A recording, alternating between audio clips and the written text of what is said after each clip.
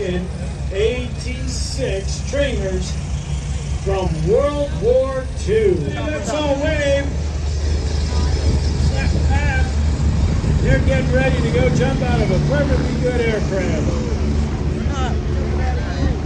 Of course, if you ever talk to these guys, you'll understand that in their minds there is no such thing as a perfectly good aircraft. There we go. There's the transition to forward flight.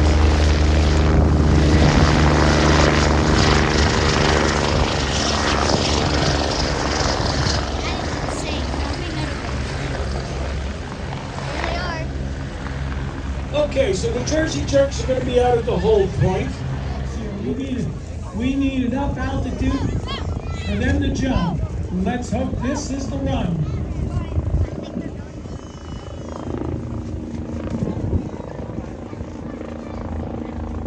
Okay, I'm hearing the call. Hot target, hot target. Keep your eyes on them. If they're going to jump any second now.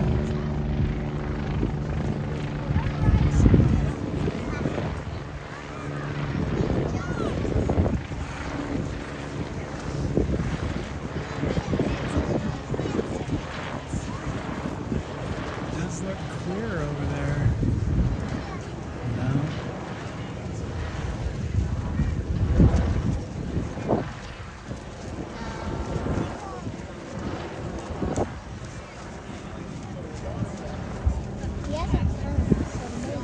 They're gonna jump at the open spot. There's a whole bunch there.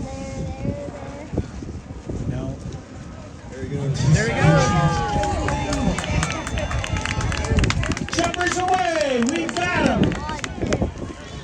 We've got one, we've got two, there's three, and number four, we've got four good shoots here. All right, guys. Four good canopies, life is good. Ladies and gentlemen, at this time, would you please rise and the singing of the national anthem.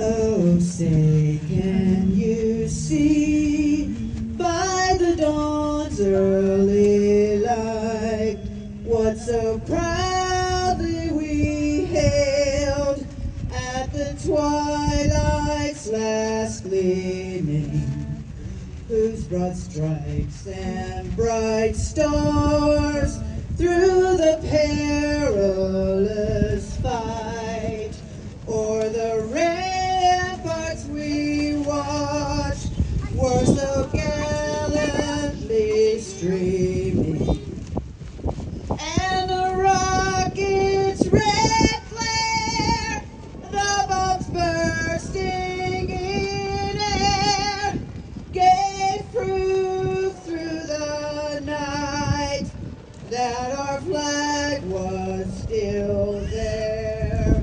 Oh, say does that star-spangled banner yet wave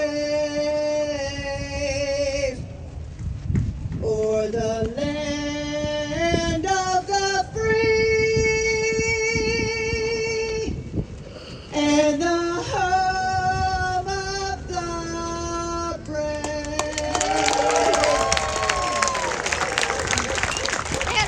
Thank you so very much. Ladies and gentlemen, from the right, here come the Jersey Jerks. Okay, record it? Yeah. Is it ready? Yeah.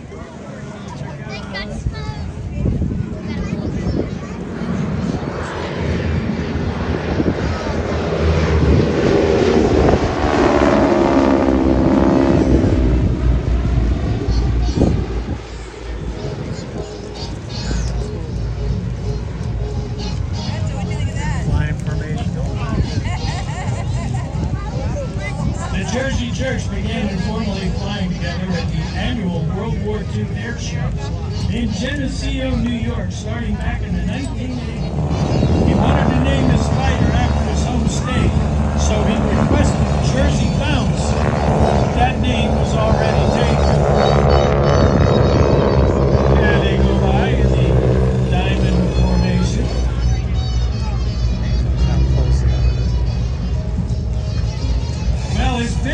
crew named his aircraft after victory. Here we go. Fingertip formation.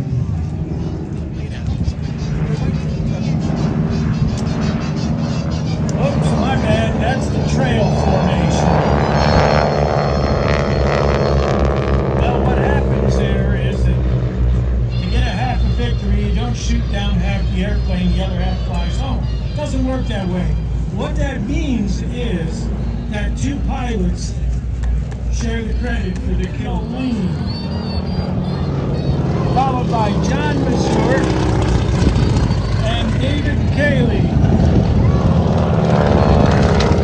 Jersey Jerks making run.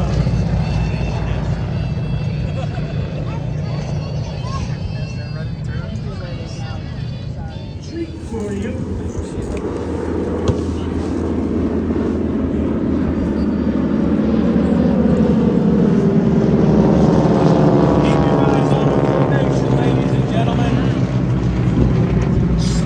On, you know they're going to do something special.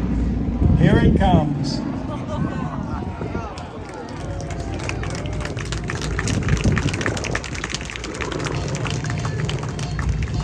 Pretty neat, huh? I like that.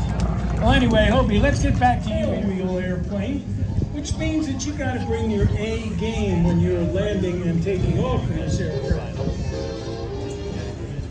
That little wheel on the back can be a handful at times.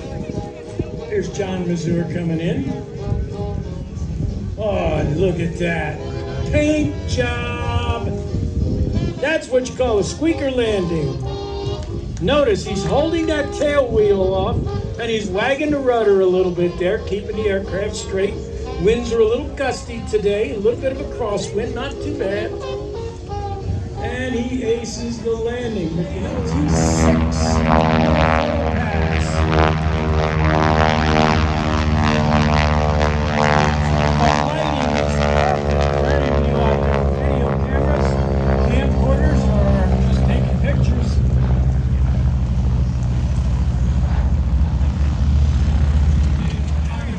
Pass. Airplane is the engine and propeller.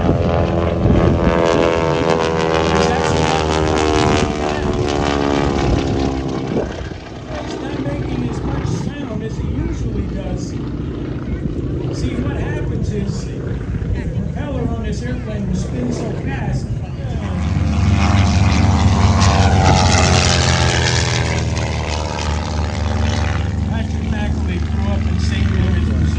Currently residing in Chicago, Illinois. He credits his father and uncle, both commercial airline pilots, for inspiring him to fly. Patrick's father also worked for McDonnell Douglas and the Gemini Space Flight. Look how fast he's going. Over the years, he and his father and by the age of 12, Patrick wanted to be a professional aviator. Saving for his first plane and soloed a 1947 empty Cessna 140 and 2 high-performance experimental biplanes. He received his pilot's license at the age of 17 and continued to be retired for his commercial aviation. Pilot's license at 17 years old. He flew their Cessna 140 by himself to the EAA convention in Oshkosh. Patrick didn't have a car until he was 18 years old. He would give plane rides to his friends in trade for car rides. They Soften parachutes, Cato propellers, Bristol Watch Company, Michelin tires, the Aero Experience, Bull Bag USA, Aircraft Smoker Oil, Evolution MMA, Lift Aviation USA, Tiger Performance Products, Aircraft Spruce and Specialty, the Tempest Aero Group, GoPro Cameras, Terrific George Chicago, and Enesis Corporation. There he is, knife edge doing work to the other knife edge.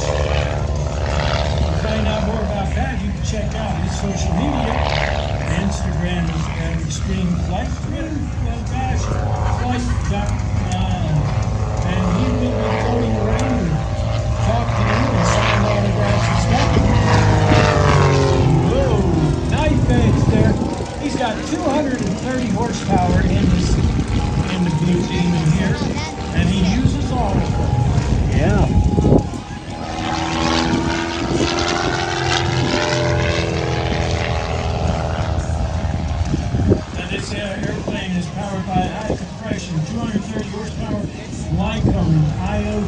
360. Look at that beautiful smoke showing up against the clouds.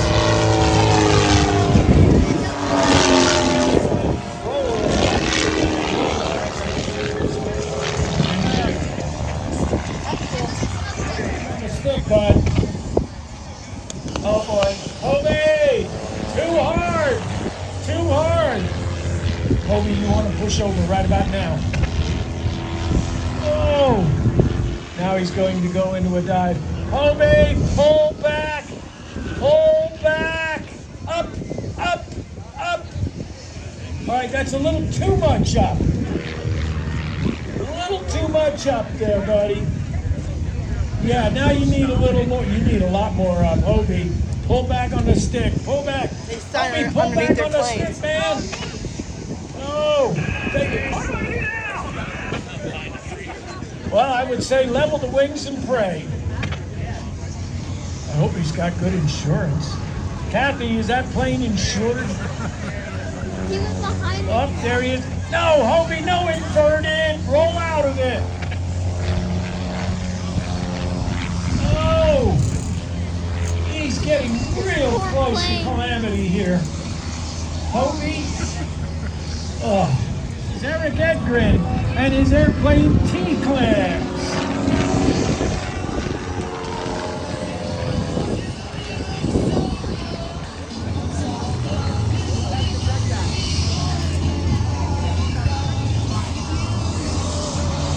Up onto the vertical here. This airplane was built back in 1939 and has been heavily modified to be the aerobatic performer you're seeing right now.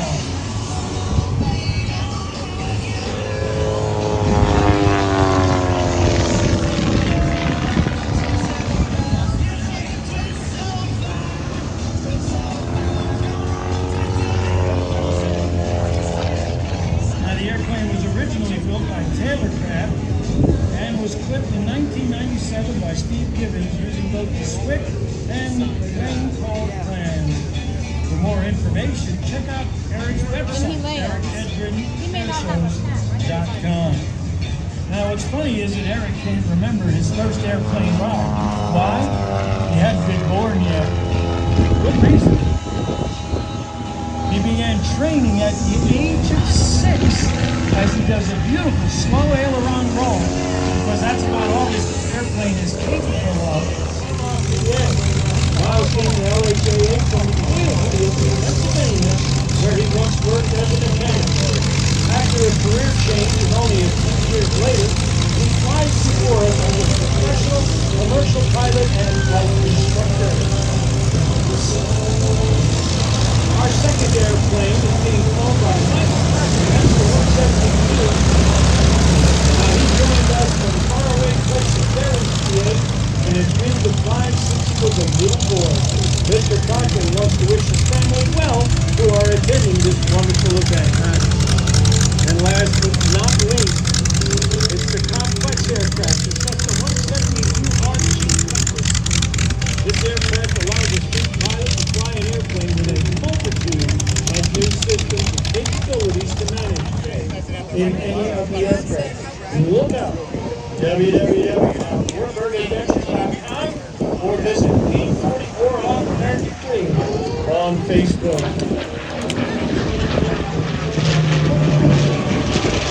Tom relocated his entire operation a couple of years ago to the new American Dream Sky Ranch Airport in South Carolina, a beautiful private grass strip between Columbia, Greenville, and Augusta. Now everyone can enjoy these classic tail draggers in their proper setting. Tom has opened a gorgeous bed and breakfast on the airport for students and other visitors to eat, sleep, and read aviation 24/7. And guess what? Camping is also available on the property as well. Tom plans to host various aviation events at this new location, including air shows. Check AmericanDreamSkyRanch.com for accommodations and upcoming events. Now, his first Sky Ranch Public Air Show is tentatively scheduled for this October. And if you'd like to fly any of Tom's beautiful aircraft yourself, talk to his trusty team after the show and schedule a flight at the American Dream Sky Ranch in South Carolina. Once again, check out www.warbirdadventures.com. And if Tom Richards wants to do a bunch of photo passes, that's all good with me. And there he goes. A beautiful plan-formed view of the P-40. The airplane was effective in World War II, however, it was outclassed a bit by the Japanese Zero, as the Zero was a little faster and a bit more maneuverable than the P-40. But the advantage the P-40 had was the fact that not only did we have Scott Francis and the MXS.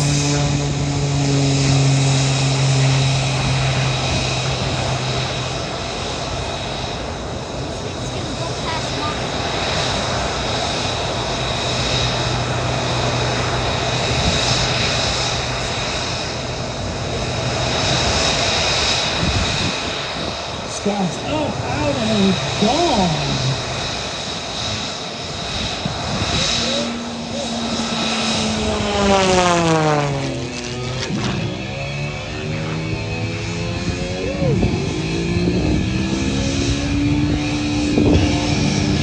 Scott Francis has been flying in airplanes for as long as he can remember.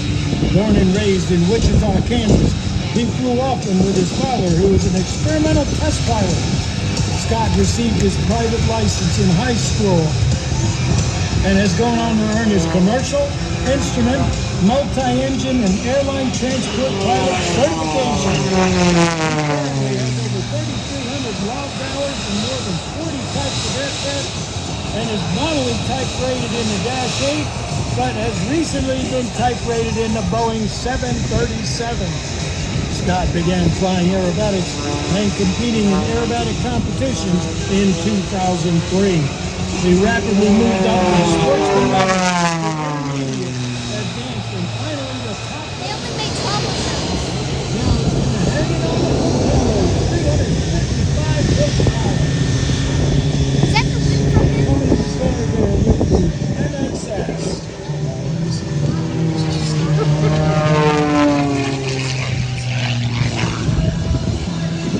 As you can tell, Scott is really racking it around. This is what we call a hard aerobatic routine. There is nothing easy about this, as he does a snap and a half. Right. He's pushing this airplane and pushing himself. Scott not giving up this time. Oh, look at this. He's leading the Mustang. Oh, he isn't his driver. And there goes the Mustang. Scott, I do believe you got your doors blown off, buddy.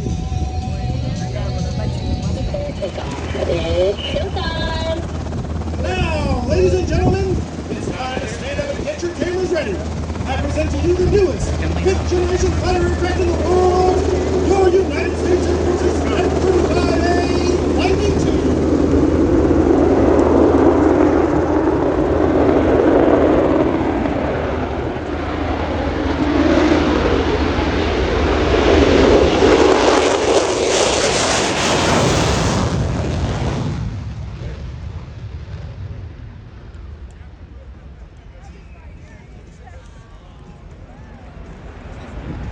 Is it weird that my son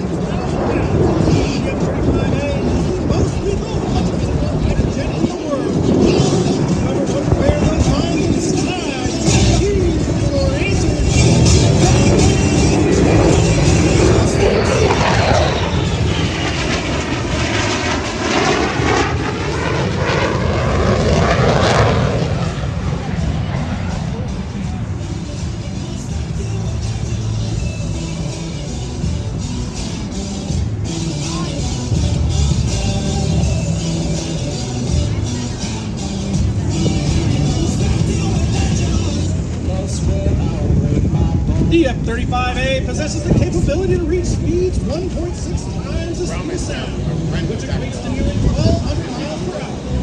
Today, we will showcase just a fraction of this engine's capabilities. Watch now as F-35 accelerates to just below the speed of sound, carrying 3 football fields per second. Plug your ears. This is only a quarter. Plug your ears. Ladies and gentlemen,